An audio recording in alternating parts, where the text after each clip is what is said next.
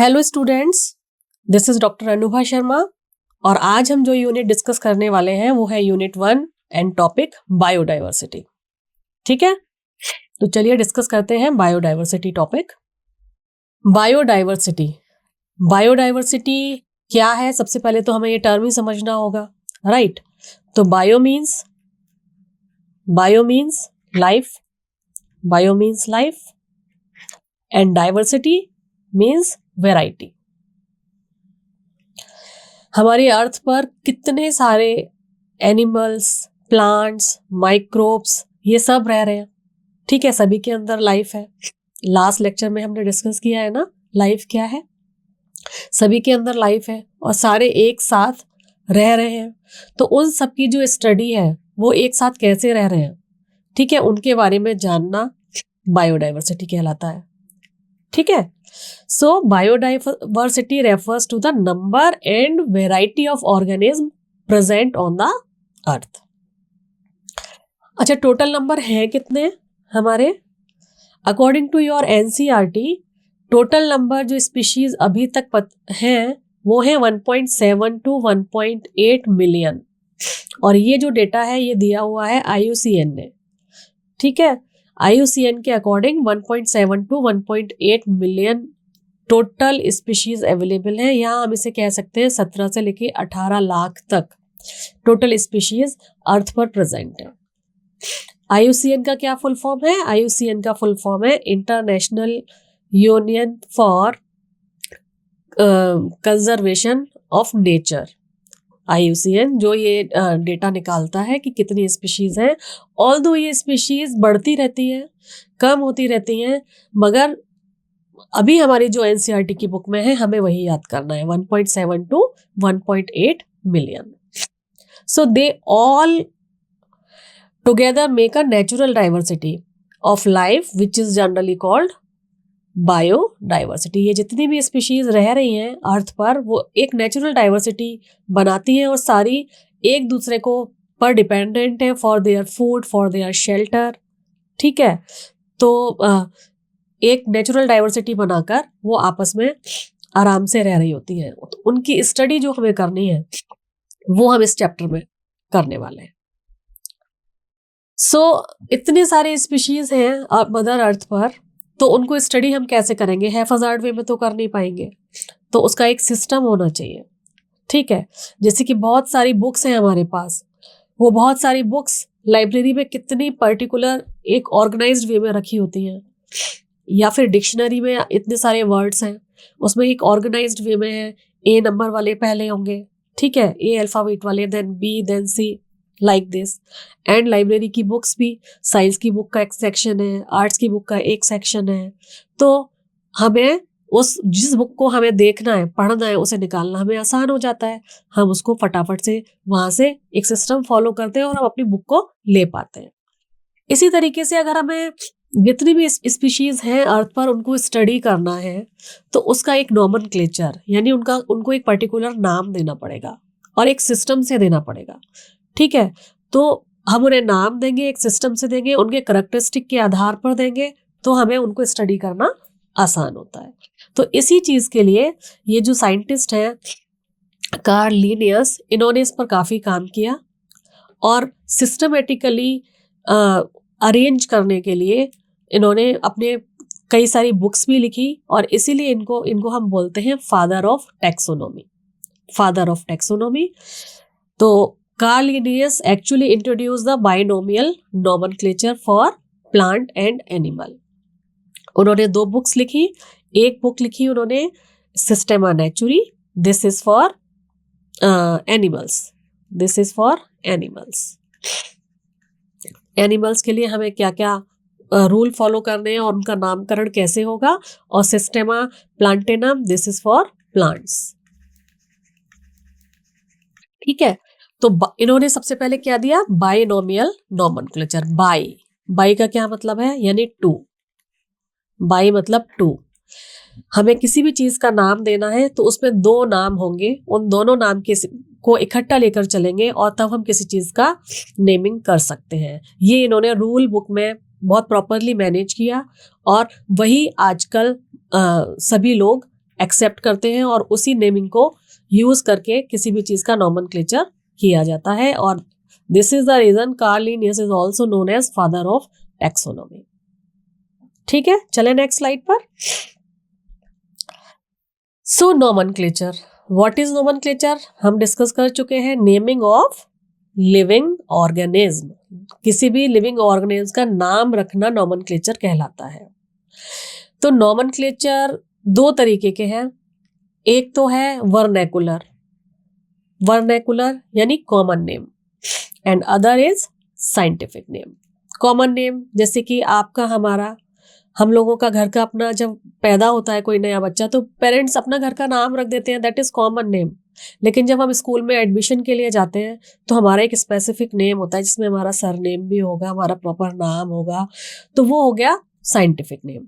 आप इस तरीके से इसको समझ सकते हैं। तो कॉमन नेम तो क्योंकि कॉमन नेम कईयों के हो सकते हैं और उस कॉमन नेम को हम आगे तक नहीं लेके जा सकते, अपनी 10th की मार्कशीट में नहीं लिखते हैं अपने घर के नाम को, है ना।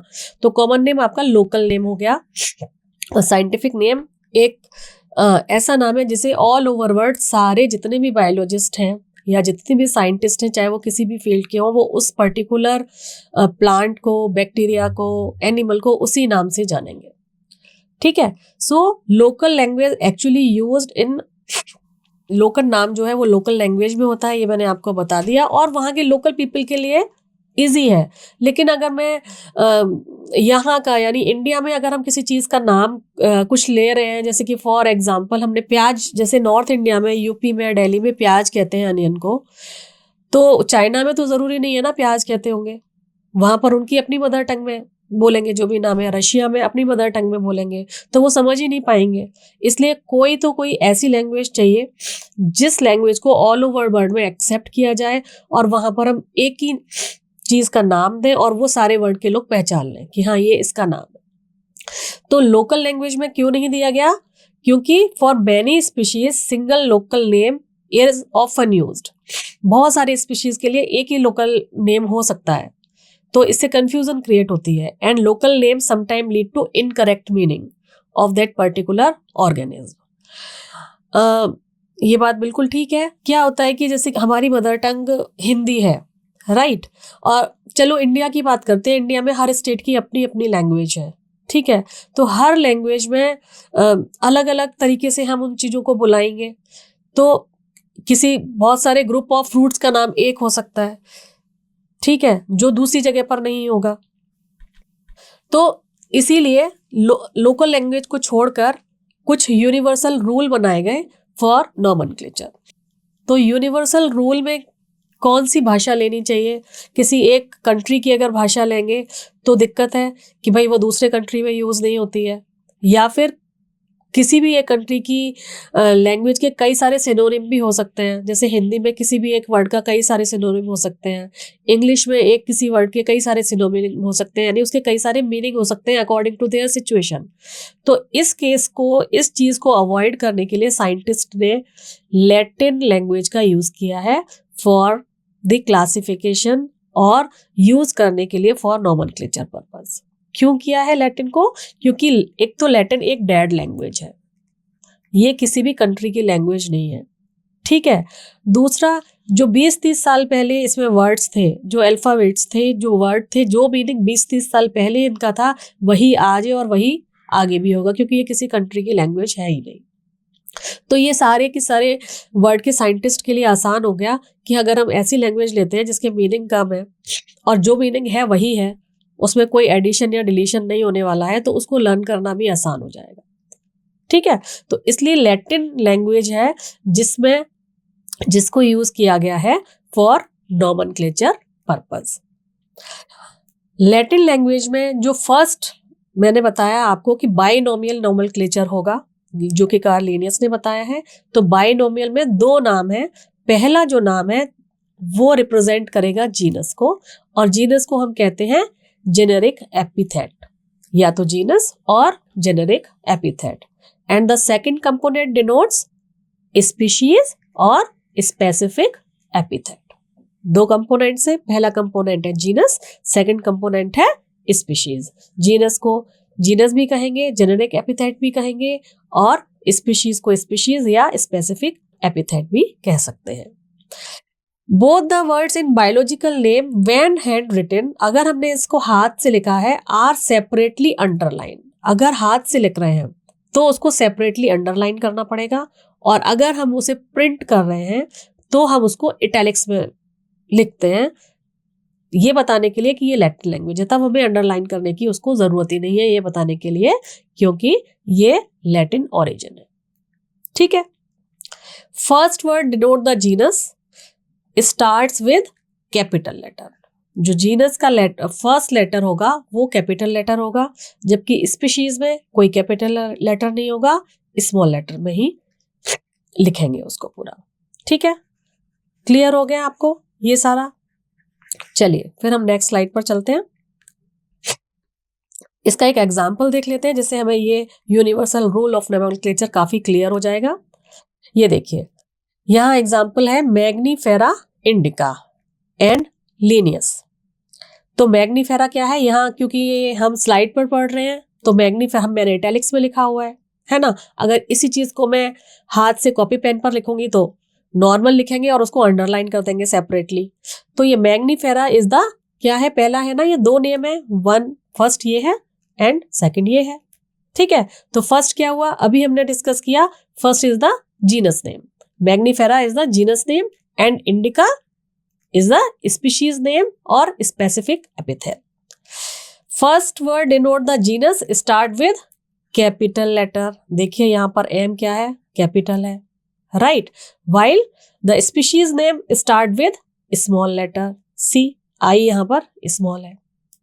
ठीक है, name of the author appear after the specific epithel at the end of the biological name is written in abbreviated form and in Roman language। ठीक है, अगर किसी स्पीशीज को डिफाइन किया है किसी साइंटिस्ट ने, सबसे पहले नोट किया है और उसने बताया है, तो यहाँ पर हम उसका नाम भी लिख सकते हैं। तो ये जो स्पीशीज है इसको लीनियस ने बताया, तो यहाँ पर हमने लीनियस का नाम लिखा, मगर इसको एब्रीविएटेड फॉर्म में लिखा। एब्रीविएटेड फॉर्म का मतलब क्या होता है, शॉर्ट फॉर्म में लिखना। इसको नॉर्मल रोमन लैंग्वेज में लिखा है, नॉट लैटिन, कोई हमने इटैलिक्स नहीं किया है, कोई अंडरलाइन नहीं किया है। ठीक है, तो Mangifera indica Linnaeus indicate that this species was first described by Linnaeus. इससे हमें ये पता चल गया कि ये जो स्पीशीज है ये सबसे पहले किसने डिस्क्राइब की थी, ये लीनियस ने डिस्क्राइब की थी। समझ में आ गया? पहला जो वर्ड है वो है जीनस, ठीक है, सेकंड है वो है स्पीशीज, राइट, और थर्ड है वो है name of the author. Name of the author को हम रोमन में लिखेंगे, हम इसको बिल्कुल नहीं लिखेंगे इटैलिक्स में और किसी तरीके की इटैलिक्स फॉर्म में, या फिर जो भी अंडरलाइन नहीं करेंगे। ठीक है, मैग्नीफेरा इंडिका, ये देखिए मैग्नीफेरा इंडिका जो है किसने बताया था, लीनियस ने बताया था। ठीक है, तो लीनियस कौन है, लीनियस ने सबसे पहले बताया था, तो इनका नाम हमने यहाँ पर लिखा है मैग्नीफेरा इंडिका के बाद। इसको हमने इटैलिक्स में नहीं लिखा है, इसको हमने अंडरलाइन नहीं किया है, हमें इटैलिक्स में लिखना या अंडरलाइन करने की जरूरत ही नहीं है क्योंकि, और एब्रीविएटेड फॉर्म में लिखा है। ठीक है, तो मैग्नीफेरा इंडिका सबसे पहले इन्होंने डिफाइन किया, तो इनका नाम यहाँ पर आएगा। अगर आपको क्वेश्चन में ऐसे पूछा जाता है what is the correct way to write a name of this particular plant और एनिमल, और उसमें केवल प्लांट या एनिमल का नाम दिया है, मींस जीनस और स्पीशीज दिया है, और दूसरी चॉइस में जीनस, स्पीशीज एंड ऑथर दिया है, तो मोर करेक्ट आपका ऑथर वाला होगा। ठीक है, मगर ऑथर का नाम रोमन में लिखा होना चाहिए, अंडरलाइन बिल्कुल नहीं होना चाहिए। ठीक है, एंड एब्रीविएटेड फॉर्म में होना चाहिए, क्योंकि उसमें हम पूरा एक्सप्लेन कर रहे हैं कि किसने बताया है। आई होप क्लियर हो गया आपको। Next slide is scientific name. The name are given according to certain rule and are followed by the biologist all over the world. तो जितने भी नेम हमने देने हैं, साइंटिस्ट जितने भी हैं, बायोलॉजिस्ट जितने भी हैं, उनको देने हैं, उन्होंने कुछ रूल बुक बनाई और उस रूल को फॉलो सभी को करना पड़ेगा, जैसा हमने डिस्कस किया। तो ये 4 अलग अलग तरीके के कोड्स हैं। ICBN ये है international code of botanical nomenclature, means ये बॉटनी के लिए है। बॉटनी का मतलब क्या हुआ, इसमें जितना भी नोमेनक्लेचर है वो प्लांट्स के बारे में होगा।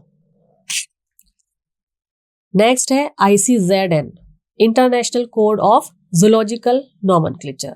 जूलॉजिकल है यानी कि इसमें किसके बारे में बात होनी चाहिए, इसमें नॉमेनक्लेचर है वो है एनिमल्स के बारे में।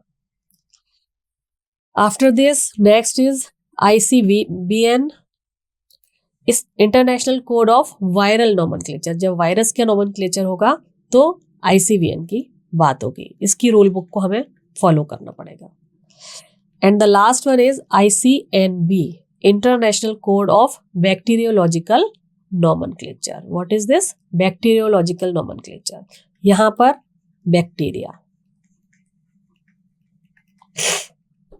अच्छा B 2 में आ रहा है, एक यहां भी B आ रहा है, यहां भी B आ रहा है, और क्वेश्चन आ जाता है कि international code of botanical nomenclature क्या है, तो हम कंफ्यूज हो सकते हैं कि अरे भाई B पहले था या B बाद में था। तो हमें ये देखना है, ये ट्रिक आप अपनाएंगे। क्या ट्रिक अपनाएंगे आप? ये ट्रिक अपनाएंगे कि जिसमें B पहले आ रहा है, जिसमें B पहले आ रहा है वो है बॉटनी और प्लांट, ठीक है, क्योंकि हमें नेकेड आई से प्लांट्स दिख जाते हैं, और जबकि हमारे को बैक्टीरिया को देखने के लिए माइक्रोस्कोप यूज करना पड़ता है, इलेक्ट्रॉन माइक्रोस्कोप यूज करना पड़ता है, तो वो बाद में आ रहा है, क्योंकि उसको हमें और माइन्यूटली ऑब्जर्व करना पड़ेगा। जो आराम से दिख रहा है वो पहले दिख रहा है, ठीक है। तो जिसमें पहले B आ रहा है that is international code of botanical nomenclature. Clear हो गया? Next slide is related to taxonomy. Father of taxonomy हमने डिस्कस कर लिया, कार्ल लिनियस है। अब टैक्सोनॉमी होती क्या है?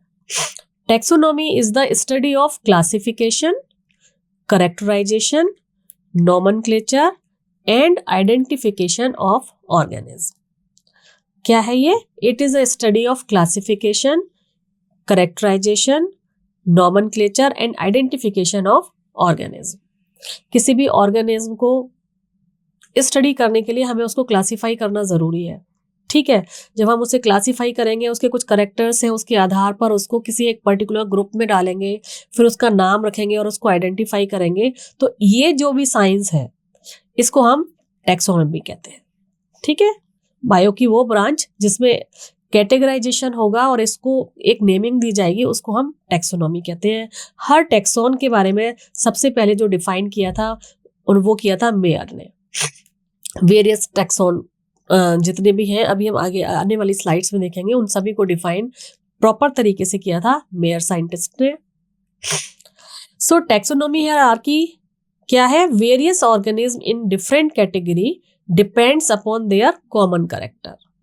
हर कैटेगरी में अपने कॉमन कैरेक्टर के आधार पर कोई भी दो इंडिविजुअल या अ ग्रुप ऑफ पॉपुलेशन या group of different population in one group categorize होगी, और जब वो कैटेगराइज हो जाएगी तो क्लासिफिकेशन हमारा इजी हो जाएगा, क्योंकि हम किसी ना किसी कैरेक्टर के आधार पर उसे उस पर्टिकुलर लेवल पर या कैटेगरी में रख रहे हैं। These group togetherly known as या टुगेदरली कॉल्ड टैक्सोनॉमिक हियरार्की, ठीक है।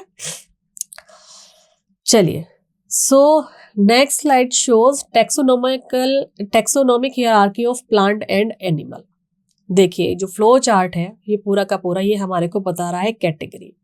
इसमें सबसे नीचे जो है ये है बेसिक यूनिट, किसी भी कैटेगरी की बेसिक यूनिट। यहाँ पर एक ग्रुप ऑफ पॉपुलेशन बिल्कुल जो सिमिलर होंगे वो आएंगे, and that is known as species, ठीक है। उसके बाद अगली कैटेगरीज हैं। तो जब हम ऊपर से नीचे चल रहे हैं, हम लाइफ से लेकर नीचे की तरफ बढ़ रहे हैं, तो हम क्या देख रहे हैं? स्पीशीज एक ग्रुप ऑफ, जैसे होमोसेपियंस, सेपियंस यानी कि हम लोग क्या है? होमो क्या है? ह्यूमन। होमोसेपियंस में एक सारे ह्यूमन ही है, सारे का जो नॉर्मल स्ट्रक्चर है, हम इरेक्ट होकर चलते हैं, हमारा कॉम्प्लेक्स माइंड है, और जो भी जनरल फीचर्स हैं एक जो होमोसेपियंस में होने चाहिए वो सबके एक हैं, तो हम एक ही स्पीशीज लेवल पर हैं। तो क्या है? हमारी स्पेसिफिसिटी या सिमिलैरिटी, सिमिलर कैरेक्टर सबसे ज्यादा स्पीशीज लेवल पर होंगे। तो जब हम डोमेन से लेकर नीचे, डोमेन देन किंगडम, क्लास, इस तरीके से नीचे आ रहे हैं, तो जो बेसिक यूनिट है वहां पर इंक्रीज स्पेसिफिसिटी बढ़ेगी उस पर्टिकुलर करेक्टर की। तो सिमिलर करेक्टर इंक्रीज होंगे जब हम डोमेन से लेके नीचे की तरफ आएंगे, बेसिक यूनिट की तरफ आएंगे। यहाँ सबसे ज्यादा स्पेसिफिसिटी होगी, यहाँ इससे थोड़ी कम होगी, देन थोड़ी कम होगी, एंड सो ऑन, ठीक है। अब ये जो कैटेगरी है इसको याद करने का, किसके बाद क्या नंबर आने वाला है, इसको याद करने का देयर इज अ फॉर्मूला। ये यहाँ पर मैंने लिख दिया है। ये आप इसको याद करेंगे, आप इस लाइन को, तो आप इसको आराम से याद कर पाएंगे। डियर, कीप पॉट और dish clean, otherwise family get sick. Okay, dear, keep pot और division clean, otherwise family get sick. हमने ये लाइन याद कर ली, हमारे को कैटेगराइजेशन याद हो गया। ठीक है, लाइफ तो है ही, लाइफ में सबसे ऊपर वाला जो पॉइंट है वो है कैटेगरी है, दैट इज डोमेन, देन आपका किंगडम, उसके बाद फाइलम और division, then class, order, family, genus and species. ठीक है, प्लांट के केस में हम फाइलम नहीं बोलते हैं, हम लोग बोलते हैं डिवीजन। ठीक है, जबकि एनिमल के केस में फाइलम कहा जाता है। आई होप आपको क्लियर हो गया है। नेक्स्ट स्लाइड पर चलते हैं। सो सबसे पहले सबसे बेसिक यूनिट जो है स्पीशीज, उसको हम लोग डिस्कस करते हैं। क्या लिखा हुआ है स्लाइड पर? It is the lowest category और basic unit of taxonomic hierarchy. ठीक है, अभी हमने डिस्कस किया this is the basic unit, as it refer to a group of organism that are similar in essential morphological features और morphological form like shape, size, body and generative option. ठीक है, example is homo sapiens. अभी हमने discuss किया होमो sapiens, जितने भी humans हैं वो सारे एक ही स्पीशीज में आते हैं क्योंकि उनके करेक्टर सारे एक हैं। हाँ ठीक है, थोड़ी बहुत मॉर्फोलॉजी अलग है लेकिन बेसिक फीचर्स सारे सेम है। हम क्लोन तो नहीं है, क्लोन होंगे वो उनके मॉर्फोलॉजिकल से फीचर्स भी सेम होंगे, लेकिन वैसे जहाँ नाक होनी चाहिए वही है, जिस तरह बैकबोन है हमारी, हमारा ब्रेन है, हमारी उंगलियां हैं कितनी फ्लेक्सिबल है, हम इरेक्ट होके चलते हैं, वी डोंट हैव टेल। ये सारे फीचर्स जो है होमोसेपियंस या ह्यूमन में सेम है, तो हम एक स्पीशीज हो गए। अब स्पीशीज कैटेगरी में ही एक कंसेप्ट आता है जिसका कि नाम है द बायोलॉजिकल स्पीशीज कॉन्सेप्ट। ये कॉन्सेप्ट दिया था अर्नेस्ट मेयर ने। He is a very renowned scientist. क्यों रिनाउंड है? क्योंकि इन्होंने बहुत इवोल्यूशनरी बायोलॉजी पर बहुत ज़्यादा काम किया, बायोलॉजी की हर फील्ड पर इन्होंने टैक्सोनॉमी पे बहुत सारा काम किया, तो he is a renowned scientist. तो इन्होंने स्पीशीज़ की एक पर्टिकुलर डेफिनेशन दी और इन्होंने स्पीशीज़ की एक डेफिनेशन दी और इन्होंने कहा कि स्पीशीज़ हम उस कैटेगरी को कहेंगे या ग्रुप ऑफ पॉपुलेशन को कहेंगे जिसमें दो इंडिविजुअल्स मेल एंड फीमेल अगर इंटरब्रीड कर रहे हैं तो फर्टाइल ऑफस्प्रिंग जनरेट करेंगे, उसको हम स्पीशीज कह सकते हैं। ठीक है, तो species are group of interbreeding natural population that are reproductively isolate from the other such group. यानी रिप्रोडक्शन जो है वो उसी ग्रुप के अंदर हो सकता है और वो नेचुरली दूसरे ग्रुप से आइसोलेटेड होगा। क्यों होगा? क्योंकि जब वो आपस में इंटरब्रीड करेंगे तो वो जो ऑफ स्प्रिंग पैदा करेंगे दैट इज अगेन फर्टाइल। अगर फर्टाइल नहीं है तो यानी कि वो कुछ एक्सेप्शंस हो सकते हैं, कुछ हार्मोनल डिसबैलेंस और उस तरीके की चीजें, लेकिन नेचुरली क्या होगा, वो ग्रुप ऑफ इंडिविजुअल जो आपस में इंटरब्रीड करें और एक फर्टाइल ऑफ स्प्रिंग को जन्म देंगे, उसको हम एक स्पीशीज कहेंगे। जैसे यहां मैंने आपको एक एग्जांपल दिया हुआ है म्यूल का। Mule is a interspecific hybrid between male donkey and female horse. Donkey and horse दोनों की अलग अलग स्पीशीज है, हाइब्रिड तो करा दिया आर्टिफिशियल एनवायरनमेंट में, लेकिन ये जो म्यूल पैदा हुआ ये स्टेराइल है, ये फर्टाइल नहीं है। इसमें ये दोबारा दो म्यूल इकट्ठा होके नेक्स्ट जनरेशन को रिप्रोड्यूस नहीं कर सकते हैं। ठीक है, तो स्पीशीज उसको कहा जा रहा है जिनमें अगर दो इंडिविजुअल इंटरब्रीड करेंगे तो वो फर्टाइल ऑफस्प्रिंग जो है पैदा करेंगे, और ये सबसे ज्यादा मोस्टली एक्सेप्टेबल स्पीशीज की डेफिनेशन है जो अर्नेस्ट मेयर साहब ने दी थी। अर्नेस्ट मेयर के वेरियस बायोलॉजी में बहुत सारे फील्ड में बहुत सारे काम रहे और इसीलिए उनको 3 जो बहुत ही रिनाउंड प्राइज हैं बायो के, उनको मिले, और इसीलिए इनको ट्रिपल क्राउन ऑफ बायोलॉजी भी कहा जाता है जो इनको मिले हैं। और इनके लिए एक और बात कही जाती है कि ये Darwin of the 20th century है। ठीक है, 100 साल ये जिए हैं और 100 ग्रेट साइंटिस्ट में इनका नाम है। अगर 100 ग्रेट साइंटिस्ट की लिस्ट बनाई जाएगी तो one of them Ernest Mayr रहेंगे। तो इनके इतने अचीवमेंट आपकी एनसीईआरटी की बुक में लिखे हुए हैं, तो ये आपको आना चाहिए, इस पर क्वेश्चन आपका बन सकता है। चलिए, तो ये तो रहा स्पीशीज के बारे में। नेक्स्ट है हमारा जीनस। ठीक है, जीनस क्या है? Genus is the category placed just above the species as they consist of group of related species. ठीक है, बहुत अलग अलग स्पीशीज के जो ग्रुप आएंगे वो एक जीनस में आ सकते हैं अगर उनमें कुछ क्वालिटीज सिमिलर हैं। जैसे कि जीनस पैंथेरा, जीनस पैंथेरा में लायन भी आता है और टाइगर भी आता है। ठीक है, देखिए जीनस सेम है मगर इसकी स्पीशीज अलग अलग है। यहाँ पे लियो है, यहाँ टाइगेरिस है। ठीक है, इसकी इसमें भी अगर हम डिस्कस करें तो अगर लायन और टाइगर की मीटिंग कराई जाए तो हमारा क्या प्रोड्यूस हो जाता है? लाइगर। अगेन ये भी स्टेराइल है, फर्टाइल नहीं है। ठीक है, तो ये इंटर स्पेसिफिक हाइब्रिडाइजेशन से प्रोड्यूस हो सकते हैं लेकिन ये स्टेराइल होते हैं। खैर वो स्पीशीज का टॉपिक था। यहाँ पर जीनस देखिए दोनों का सेम है, पैंथेरा। लायन और टाइगर दोनों पैंथेरा जीनस में है, इसलिए ये दोनों स्पीशीज किस जीनस में आ रहे हैं? पैंथेरा में आ रहे हैं। चलिए प्लांट की बात करते हैं। प्लांट में जीनस सोलेनम में तीनों आ रहे हैं। कौन से? सोलेनम ट्यूबरोसम, सोलेनम लाइकोपर्सिकम जिसे हम टोमेटो कहते हैं, सोलेनम मेलोंजेना जिसे हम एग प्लांट कहते हैं। ये तीनों जीनस सोलेनम में आ रहे हैं because they have certain common features. तो उन्हें स्पीशीज अलग अलग है लेकिन और फीचर्स कॉमन है, उन्हें हमने एक ही जेनेरा में रखा हुआ है। जेनेरा के बाद जो नेक्स्ट कैटेगरी है that is family. This taxonomic category consist of related genera having similar characteristic. Similar characteristic based on what? जैसे कि प्लांट्स की अगर हम बात करें तो उनका प्लांट्स का वेजिटेशन और उनकी रिप्रोडक्टिव पैटर्न अगर सेम है तो हम उन्हें सेम फैमिली में रखेंगे। ठीक है, इसमें as compare to genera less similarity होगी। अब देखिए जैसे जैसे हम स्पीशीज से ऊपर की तरफ जा रहे हैं सिमिलैरिटी कम होती जाएगी। ठीक है, तो यहाँ पे less number of similarity as compare to genus and species level. देखिए सोलेनेसी में सोलेनम, पिटूनिया एंड धतूरा ये तीनों एक कैटेगरी में है। क्यों है? क्योंकि इनका vegetation and flowering pattern same है। ये प्लांट की बात रही। अब एनिमल की बात करते हैं। फेलिडी फैमिली में दोनों आते हैं, पैंथेरा एंड फेलिस।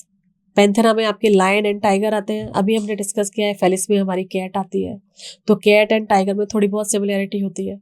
ठीक है, तो ये दोनों फिर इसीलिए फैमिली फेलिडी में आ जाएंगे।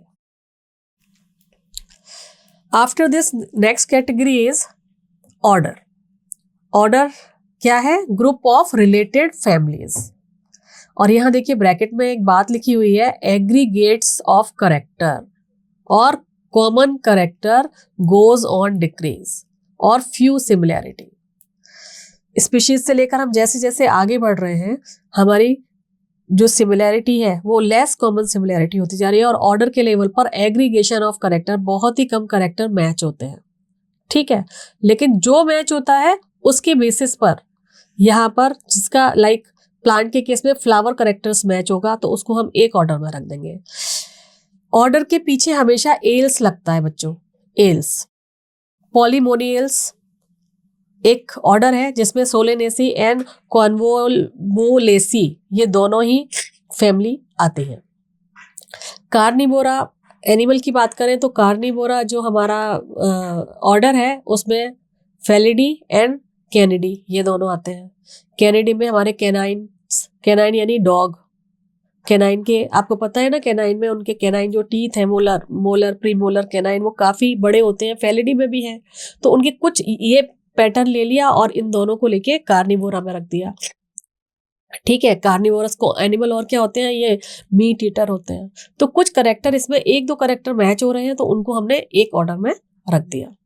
क्लास नेक्स्ट कैटेगरी है हमारी class. It was the most general taxonomic category before the introduction of phyla. Phyla के बाद सबसे जनरल जो कैटेगरी है जस्ट नीचे फाइला की जो है वो है दैट इज क्लास। इसमें रिलेटेड ऑर्डर्स आते हैं, जिन्हें रिलेटेड ऑर्डर है उनको सबको एक ही जगह रखते हैं, दैट इज क्लास।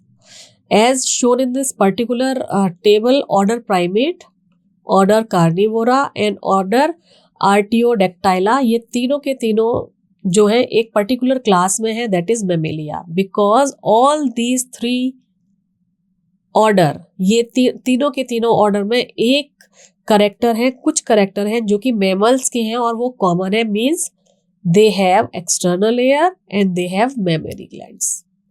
ये करेक्टर इनमें कॉमन है, तो इसके आधार पर इन तीनों ऑर्डर्स को एक ही क्लास में रखा गया है, दैट इज योर मेमेलिया।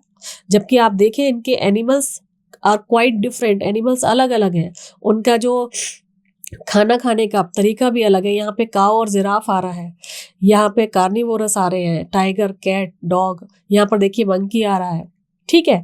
लेकिन उनमें कॉमन कैरेक्टर क्या है? उनमें मेमेलिया क्लास की कॉमन कैरेक्टर है कि उनमें मेमोरी ग्लैंड्स हैं और उनके एक्सटर्नल हेयर होते हैं, इसलिए वो सेम कॉमन क्लास में आ रहे हैं, that is Mammalia. Next is your phylum. This category include class with fewer similarity. जैसे जैसे हम ऊपर जा रहे हैं वैसे वैसे क्या हो रहा है? सिमिलैरिटीज कम हो रही हैं, ठीक है। तो रिलेटेड क्लास इसमें रखेंगे। अब क्लास, एक क्लास में तो पर्टिकुलर ऑर्डर के ले लिए, उसमें भी कुछ करेक्टर ले लिए। अब यहाँ पर फिर और कुछ ऐसी चीज हो जो कॉमन हो, उन सबको एक ही फाइलम में रख देते हैं। अब हम एनिमल्स की बात करें तो जो रिलेटेड क्लास है जैसे कि fish, amphibia, reptile, aves, mammals, इन सबको एक ही फाइलम में रखा हुआ है, दैट इज कॉर्डेटा। क्यों रखा हुआ है? क्योंकि ये जितनी भी ये क्लासेस हैं हमारी, इन सब में एक प्रिमिटिव बैकबोन और नोटोकॉर्ड पाई जाती है या डोर्सल होलो न्यूरल सिस्टम पाया जाता है, ठीक है। तो ये इनमें कॉमन है, ये कॉमन है, इसलिए इनको हमने फाइलम कॉर्डेटा में रखा हुआ है। हमने मीन्स बायोलॉजिस्ट ने, जिन्होंने भी क्लासिफिकेशन किया है, राइट। एंड अगर चलिए प्लांट्स की बात करते हैं, जो मोनोकॉट और डाइकोट है, इनको ये रिलेटेड क्लास है। क्या है इनमें कॉमन फीचर? इनमें कॉमन फीचर ये है कि ये फ्लावरिंग प्लांट्स हैं, ये फ्लावर प्रोड्यूस करते हैं, तो इनको एक डिवीजन में रखा हुआ है और उस डिवीजन का नाम है एंजियोस्पर्मी और स्पर्मेटोफाइट, ठीक है। तो इसमें क्या कॉमन रहा? इसमें ये कॉमन रहा कि ये फ्लावरिंग प्लांट है, ठीक है। बात समझ में आ गई आपको? यहां तक क्लियर है? चलिए नेक्स्ट स्लाइड पर चलिए। Next slide is your kingdom. Kingdom क्या है? It is the highest level of classification in the kingdom which is further divided into various domain. बहुत सारे डोमेन में डिवाइड करता है, जैसे आर्की हो गई, बैक्टीरिया हो गया, यूकैरिया हो गया।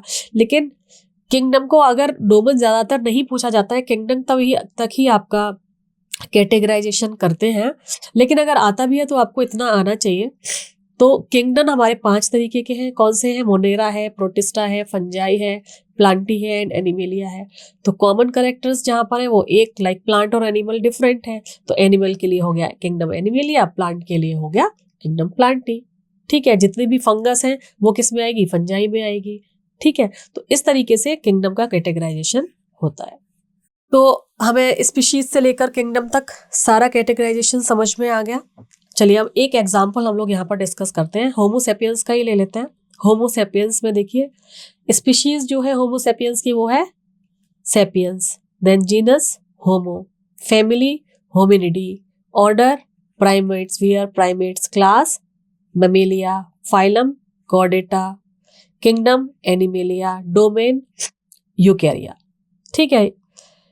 एनिमल में हम आ रहे हैं, यूकैरियोट हमारे पास ट्रू न्यूक्लियस होता है, कॉर्डेटा है मतलब हमारे बैकबोन है, ठीक है। तो और फिर यहाँ पर मेमोरी ग्लैंड्स हैं, एक्सटर्नल फीचर्स हैं, प्राइमेट्स हैं। धीरे धीरे हमारा जो हम इरेक्ट चलते हैं, लैक ऑफ टेल है। तो ये जितने भी कॉमन कैरेक्टर हैं उसके बेसिस पर ये कैटेगरी आपकी डिवाइड हो जाती है। मैंगो का कैटेगरी भी, मैंगो की कैटेगरी डिस्कस करते हैं हम। Species indica, genus Mangifera, phylum family Anacardiaceae, then order Sapindales, class dicot, division angiosperm, kingdom Plantae, Eukarya, domain Eukarya. तो इस तरीके से कैटेगराइजेशन हो जाता है। सबसे ज्यादा रिजेम्बलेंस कहाँ पर मिलेगी, इस लेवल पर मिलेगी। और फिर जैसे जैसे हम जीनस, फैमिली, ऑर्डर की तरफ जाएंगे, सिमिलैरिटी कम होती जाएंगी। ठीक है, चलिए नेक्स्ट स्लाइड पर चलते हैं। ये टेबल आपकी एनसीईआरटी बुक में दी हुई है। इस टेबल में देखिए हम लोगों ने मैन डिस्कस कर लिया, अभी जस्ट हमने मैंगो डिस्कस कर लिया। अब आपका रह जाता है house fly and then wheat. House fly में यहां से देखते हैं फाइलम आर्थ्रोपोडा, देन क्लास क्या है, हाउस फ्लाई इंसेक्ट है, इंसेक्टा, देन डिप्टीरिया, और इसकी फैमिली है मसिडी एंड देन मस्का। ठीक है, इसका पूरा नाम है मतलब genus and species Musca domestica. ठीक है, वीट का पूरा नाम क्या है, ट्रिटिकम एस्टिवम। और यहाँ पर देखिए Triticum again belong to which division, angiosperm, seed bearing है, मोनोकॉट है, क्योंकि इसका एक मोनोकॉट डाइकोट में क्या फर्क है, एक जो सीड है उसको हम दो पार्ट में डिवाइड नहीं कर सकते, तो ये मोनोकॉट है। पोएल्स है, order Poales, family Poaceae, genus Triticum. ठीक है, इस तरीके से ये आपको याद करने हैं। कुछ जो आपकी एनसीईआरटी की बुक में दिए हुए हैं वो आप अच्छे से याद कर लेंगे तो आपको आसानी रहेगी। Next, taxonomic aids. Taxonomic aids क्या होता है? टैक्सोनॉमिक एड्स है कुछ ऐसी सैंपल्स, कुछ ऐसी चीजें जिसको हमने प्रिजर्व करके रखा हुआ है, या तो उसी एनवायरनमेंट में या लाके लेबोरेटरी में, ताकि हम उनको स्टडी कर सकें, उनको जान सकें, उनकी कैरेक्टरिस्टिक को समझ सकें। तो टैक्सोनॉमिक एड क्या करता है, it actually help us in the study of knowing our bioresources and are also useful for agriculture, forestry and industry. It is used in both field as well as laboratory.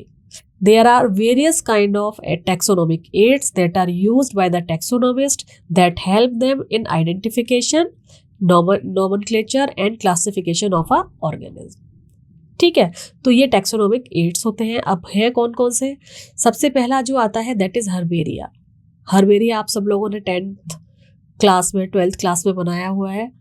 इसमें क्या होता है, different type के जितने भी plants हैं उनकी leaf को, उनके फ्लावर को प्रिजर्व पहले ड्राई करेंगे, देन जैसे कॉपी के बीच में लगा नहीं देते थे, रोज लगा देते थे या कोई और तरीके की लीफ, तो उसका वेरिएशन क्लियर हो जाएगा।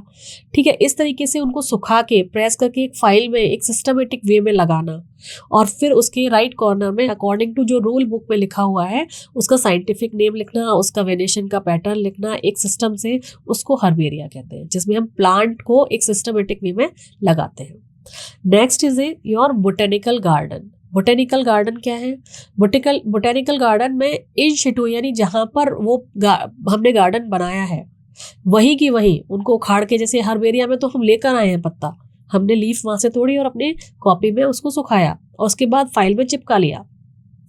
ठीक है, यहाँ पे बोटेनिकल गार्डन में वहीं पर जहाँ पर वो है इन शिटू फॉर्म में ही उसको, उसकी नेमिंग की जाएगी, वेरियस काइंड ऑफ वेराइटी वहाँ पर लगाई जाएगी, उसके बारे में उसका क्लासिफिकेशन लिखा जाएगा। ठीक है, वहीं पर उसको प्रिजर्व करना, मेंटेन करना। Third type is your museum.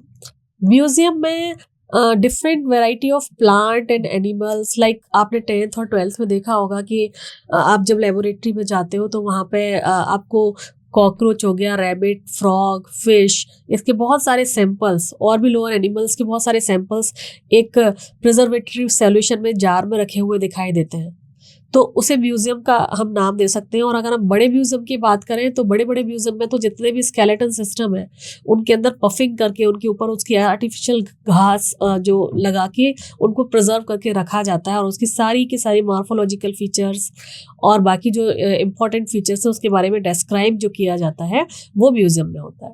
ठीक है, आफ्टर दिस हमारा नेक्स्ट आया जूलॉजिकल पार्क। जूलॉजिकल पार्क क्या है? जूलॉजिकल पार्क इज जस्ट जू में जहाँ पर एनिमल्स, वाइल्ड एनिमल्स को उनके ही जैसा एनवायरनमेंट, जैसा वो जंगल में उनके पास होता था वहाँ पर उनको प्रोवाइड करना। ह्यूमन केयर, ह्यूमन का लुक आफ्टर तो उन पर रहेगा ही कुछ लोगों का, लेकिन उनको वैसा ही एनवायरनमेंट प्रोवाइड करना। तो ये भी इनिशिएटिव हो गया, उसी जगह पर उन वाइल्ड एनिमल्स को की देखरेख की जा रही है और उनको प्रिजर्व किया जा रहा है, उनको समझा जा रहा है। Preserve is not the right term, उनको रखा जा रहा है और उनको मेंटेन किया जा रहा है। And the last one is the keys. Keys पर काफ़ी क्वेश्चंस बनते हैं आपके। कीज का जो कैटेगराइजेशन का तरीका है that is based on similarity and dissimilarity.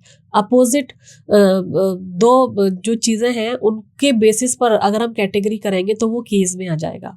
जैसे यहाँ पर अगर हम बात करें, यहाँ पर सिमिलैरिटी है और यहाँ डिसिमिलैरिटी है, उसके बेस पर अगर हम कोई चीज़ डिवाइड कर रहे हैं, तो अगर हम इन दोनों की बात करेंगे तो इसको हम बोलते हैं कपलेट।